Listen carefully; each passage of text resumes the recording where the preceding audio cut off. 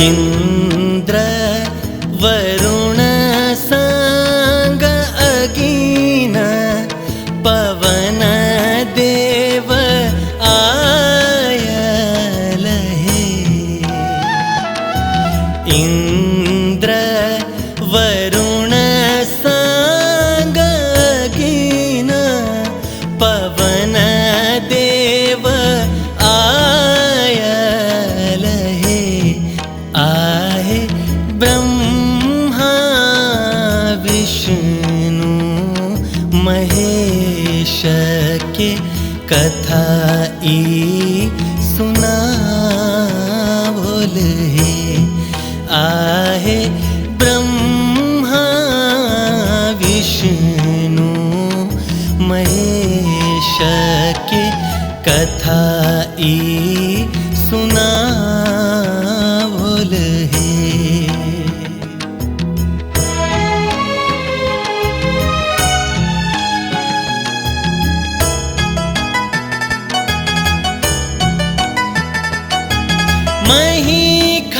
महिषासुर अभिमानी यज्ञ का भाग भोग हे। हे महिषासुर अभिमानी यज्ञ का भाग भोग हे।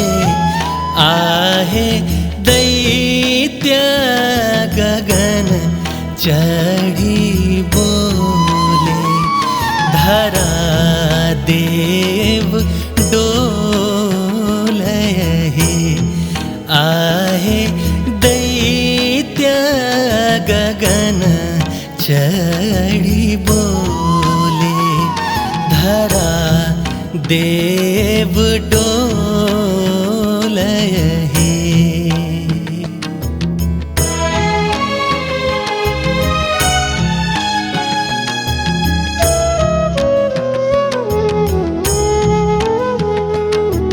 अति क्रोधित तीनु देव सो अगीन उपजी गेल हे। अति क्रोधित तीनु देव सो अगीन उपजी गेल हे। आहे तेज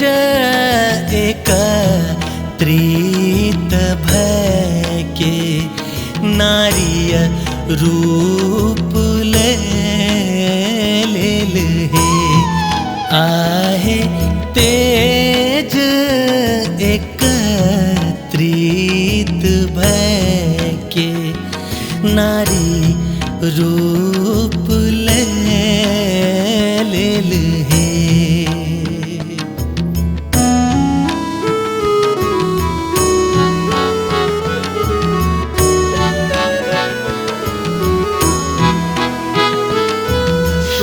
पाणी समुख प्रकट भेल यम के तेज सकेश हे।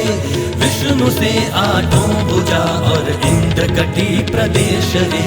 चंद्रमा सो भेल अस्तन जाग वरुण के तेज सो युगल चरण ब्रह्म सो और नेत्र अग्नि के तेज सो।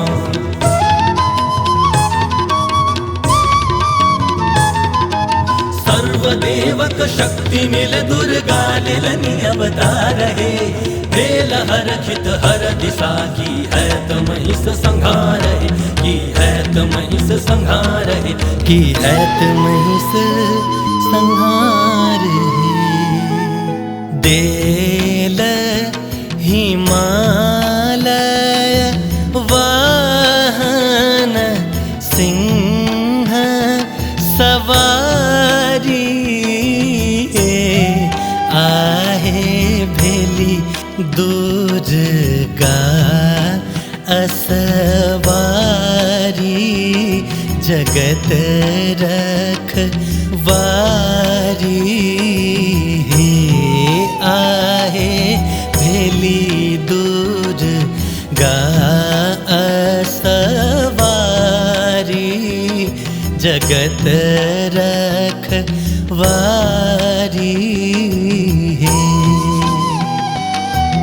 देल त्रिशूल महादेव सुदर्शन हरि देल आहे शंख वरुण तेज अग्नि आवायु धनुष देल हे आहे शंख वरुण तेज अग्नि आवायु धनुष देल हे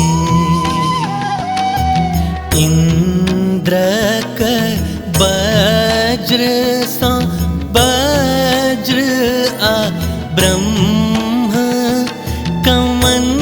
कमंडल है आहे रोम में सूर्यक तेज आ काल खरग देल हे आहे रोम में सूर्यक तेज अकाल खरग देल हे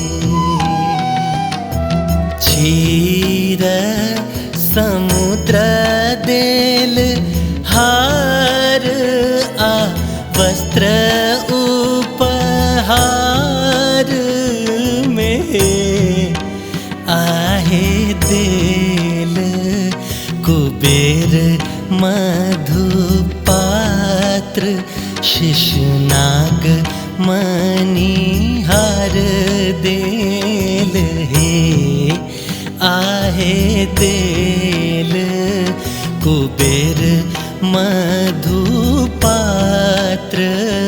शिशुनाग मणिहार देल हे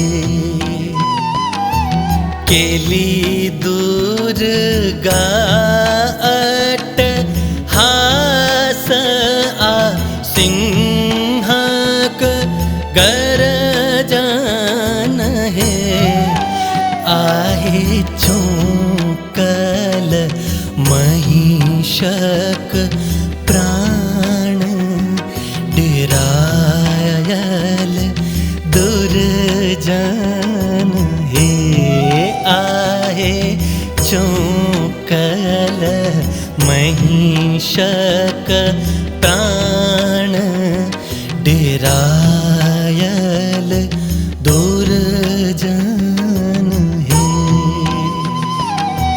भेल तत्क्षण युद्ध भारी दैत्य देवी मध्ययो रक्त सौपटी गेल धरती माल छल बस खेलयो महिषासुर खन होय मनुख आख मही महिषक रूपयो बीबी मधुमाता महिष ले ललिकालक रूपयो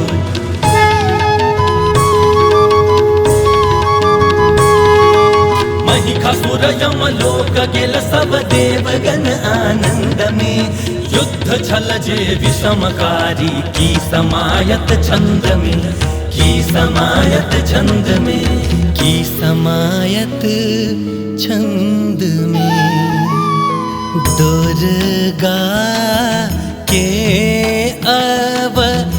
अवतारक सोहर गावोल हे माहे क्षमहु हमर अपराध शरण हम आयल हे माहे क्षमहु हमर अपराध शरण हम आयल हे